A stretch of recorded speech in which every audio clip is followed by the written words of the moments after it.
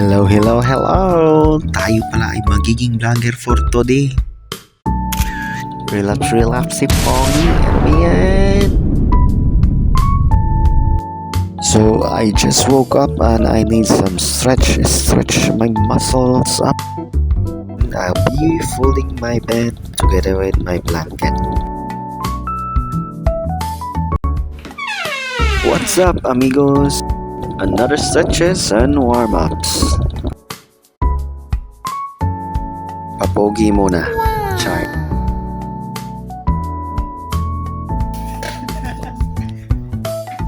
Anistorbo ta guys.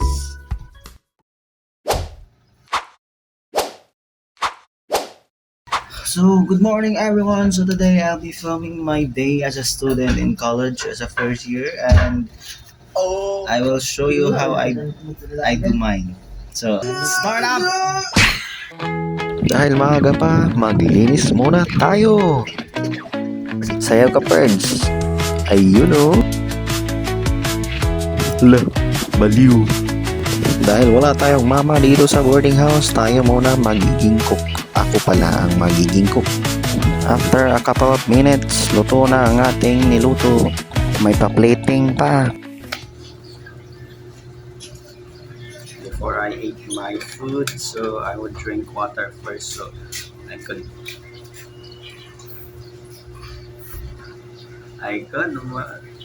moisturize my dry throat.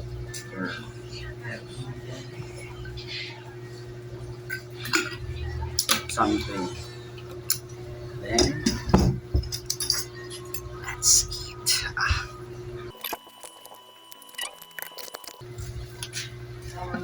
If you think I'm late, I'm not sure, but hindi pa talaga ako late.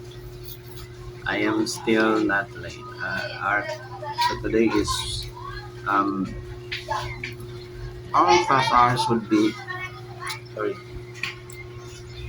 10, somewhere in 10 hours bus schedule. And it is still 6 in the morning, I think. That's good. And some.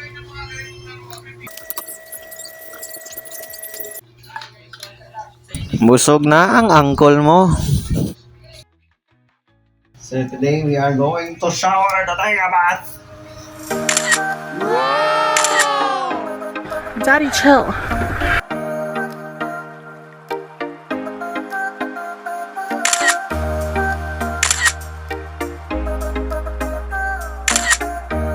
Done dressing up. Now let's take a walk. Being a first year college is difficult, adapting to new things. Thankfully, with these newfound friends, it's become much easier. So ngayon pala tayo ay naghihirap para magpa-sign sa ating clearance. Dancing at the movies, cause it feels so mystical, magical, oh baby, cause once you know. Pagkatapos mag-TikTok, pagkatapos ng klase, nag-relapse sa score na hindi pantay sa baon. So hi everyone, so today, this afternoon, so we are having our lunch. Mamen, your friend is on a diet. Kumain ng gulay upang buhay ay makulay. Mag-adobong talong para life is long. Samahan ng pansit para long live, buhay mong maliit.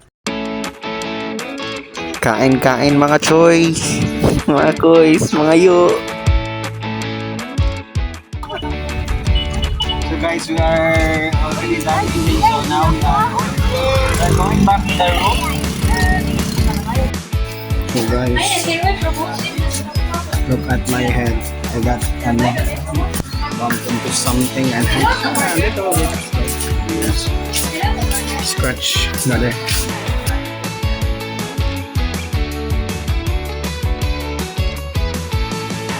May exam pala. Buti na lang may stock up knowledge ako. Sayang naman.